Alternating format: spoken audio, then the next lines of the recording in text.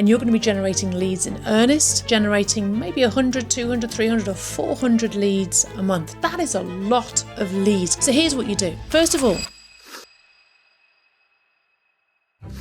it's one of the really big problems we have in letting agency, that basically what we've got is a building full of administrators. Now, I don't know why there's such a difference. You look at the estate agency side, it's sales, sales, sales. You look at the letting side, it's, subsection 2.4 of the Housing Act, 1986 states that.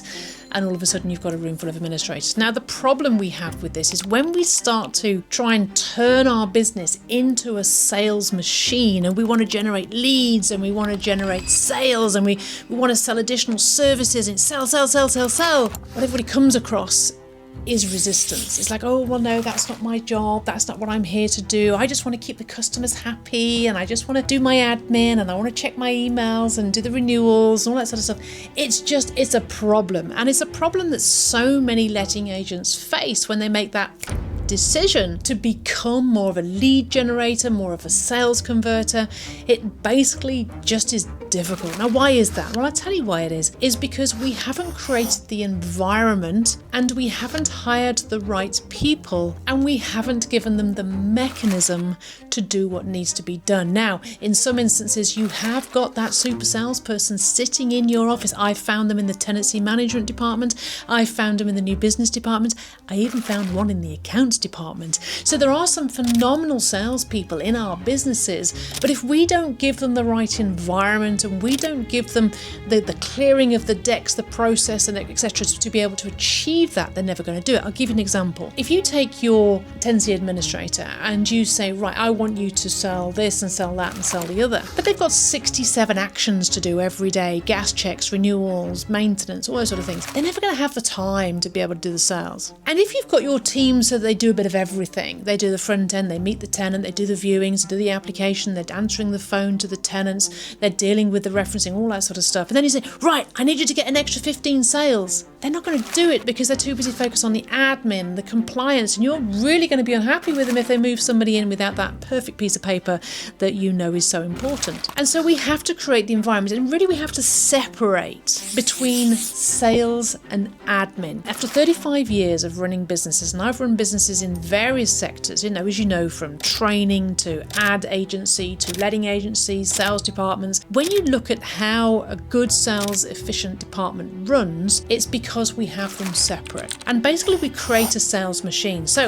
if you're going to be starting to turn on digital marketing and you're going to be generating leads in earnest, then you're going to be looking at generating maybe 100, 200, 300 or 400 leads a month. Now that is a lot of leads. Given that the average letting agency generates 3 to 4 a month, it's a massive increase. So here's what you do. First of all, you've got to hire people that are specifically the right character and mindset to be salespeople. Now on the DISC profile, you're looking for high I with a decent amount of D. The challenges, of course, they're going to have very little S and C, which means they're going to be really talkative, really chatty, really outgoing, happy to hit the phones, no fear, no phone fear. They just want to make that money, make that call. They're probably not going to be very good at paperwork, but hey ho, we're getting the sales in. That's the sort of person you need to be looking at hiring. And then you need to think about their specific roles. We expect a call center to be making somewhere between 80 and 120 dials a day. They need to be spending around 2 to 3 hours on calls, and we want them to be booking around 6 to 7 appointments, qualified appointments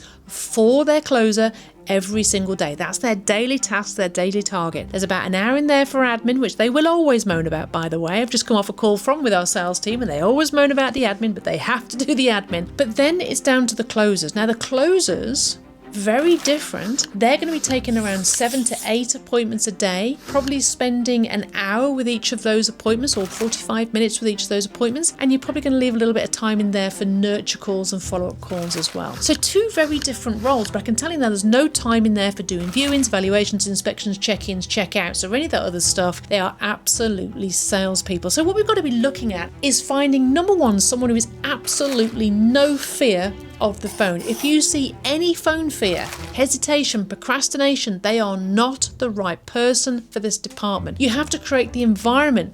You are just going to do that, nothing else. You have to create the environment where they don't have to insert all the other things. They just do that. I find home workers work really well here because there is no distraction. They're out of the office. They're not getting caught in the mayhem and, oh, can I just help you? No, you just do that. Then you have to create process. So you need to make sure that you're looking at creating things like daily sales huddles. How many calls did you do yesterday? You need to have the tracking mechanism. So you need call register so you can see exactly how many calls, how many times I done. We use Just Call, for example. There's many different apps out there, but you need a call tracking system that will tell you how many calls, how long they've been on the phone, how many appointments booked, so you can keep track of all this. You need the reports to keep the numbers and make sure you keep it on track with that. You need to help them with training. You need to listen to the calls. So you need call recording. Listen to the calls and listen to what they're saying and help them be better. So you need somebody really focused on managing them and training them. At the end of that, you need rewards,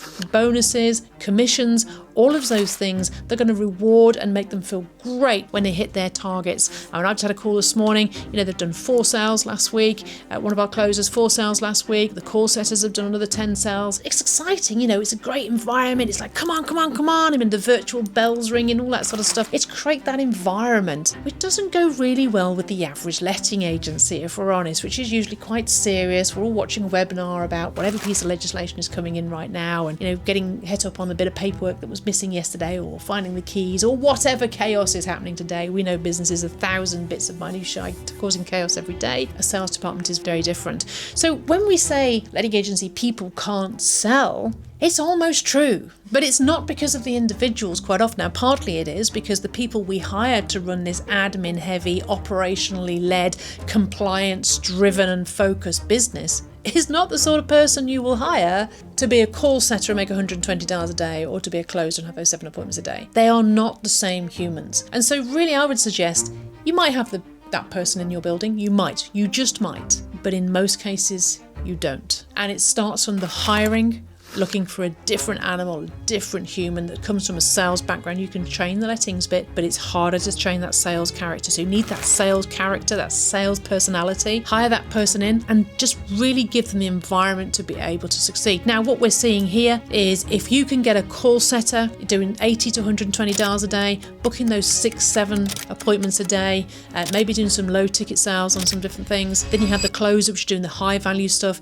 listing, sales listings, lettings listings, let only to fully managed takeovers, on market, off market, whatever it is you're selling, it doesn't matter. Their job is to generate business for you. They need to have a higher level of training to understand the letting side of things, and they need that manager to oversee it and manage it. And you need to put some time in this. You need to be having those morning meetings with them. You need to be doing the or you either have to have somebody to do it, or you need to be training them as well. So, where can you get the training from? What can you invest in to help them be better? What's the scripts they're going to be using? What's the offer? What's the product they're selling? What's the compliance elements around that? You're probably going to need an administrator in the back end as well, because we all know they're not very good at admin. So you need someone who's going to be making sure they're crossing the T's and dotting the I's, so to speak, filling out the forms at the end of every day, that tracking mechanism. It's not easy, but when you get it right, oh my Lord, it is something else.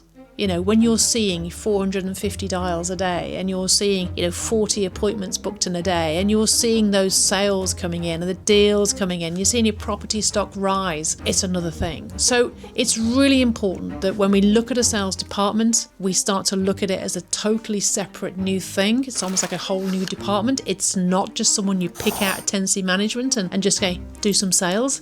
That is not going to work. It's a bit like they say when you go into a new thing, burn the boats. You've just got to go into it all guns blazing, invest in it. It's not going to be perfect. Your first few hires will probably be terrible. You'll probably have to kiss a few frogs. You'll probably start pulling your hair out. And also as well, they don't get it instantly. It's not something where you can hire someone and like a month later they're perfect. In my experience, it takes if you've got a good salesperson that has the chatter and is absolutely not afraid of the phone, is money hungry, wants to do the sale, stay with them, because it takes about 3 months to get them from no sale to selling. It takes about 3 months of lead time. And it's very easy at 2 months to be thinking, oh God, they haven't sold anything. This is terrible. What do I do?